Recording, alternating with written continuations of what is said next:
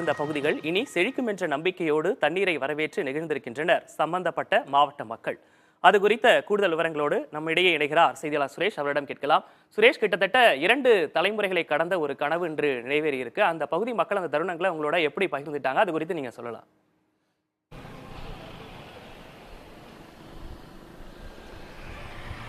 அத்திக்கடவு அவிநாசி திட்டத்தை பொறுத்தளவில் கிட்டத்தட்ட 65 ஆண்டு கால போராட்டம் என்றே சொல்லலாம். முன்னதாக நடைபெற்ற போராட்டங்களை வெளியே அந்த அளவுக்கு தெரியல.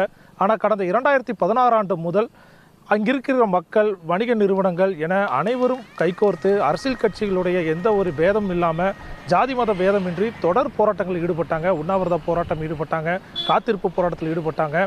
அதே போல் அவங்களோட சார்பில் தேர்தலில் ஒரு ஆளை நிற்க வச்சு ஒரு போராட்டத்தை மேற்கொண்டாங்க. இந்த மாதிரி பல்வேறு கவனங்களை ஈர்க்கும் வகையில் அவங்களுடைய போராட்டம் இருந்து வந்தது.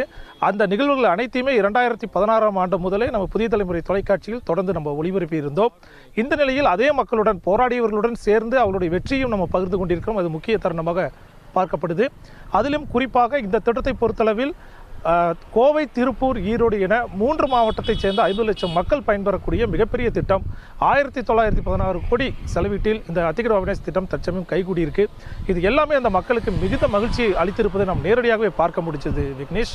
அதிலும் குறிப்பாக அவங்க இன்னும் விடுபட்ட குளங்களையும் இணைக்க வேண்டும், இந்த சந்தோஷத்தோட அந்த சந்தோஷத்தையும் விரைவாக அரசு அறிவிக்க வேண்டும் என்ற ஒரு கருத்தையும் முன் வச்சிருக்காங்க. கிட்டத்தட்ட 1000க்கும் மேற்பட்ட சிறு குட்டைகள், ஏரிகள், குளங்கள் இன்னும் இருக்குது. அதையும் அவங்க இந்த திட்டத்தோடு இணைச்சிட்டாங்கன்னா இந்த திட்டத்தினுடைய முழு பலனை இந்த பகுதி மக்கள் அடைவாங்க அப்படி சொல்லியிருக்காங்க. இந்த பகுதிகள் எல்லாமே இப்போ இணைக்கப்பட்டுள்ள எல்லா குளம், குட்டை, ஏரிகள் அனைத்துமே மழை பெஞ்சாதான் அங்கே தண்ணிக்கு வாய்ப்பு இருந்தது. அதனால தான் மழை இல்லாத காலங்களில் அவங்க மிகுந்த வறட்சிக்கு உள்ளாக்குனாங்க. 1500 அடி வரைக்கும் போர்வெல் போட்டு தண்ணி வராமல் விவசாயிகள் கஷ்டப்பட்டாங்க. குடிநீருக்கு நீண்ட தூரம் போய் அவங்க குடிநீர் பூர்த்தி தீர்வு பண்ணக்கூடிய நிலைக்கு தள்ளப்பட்டிருந்தாங்க.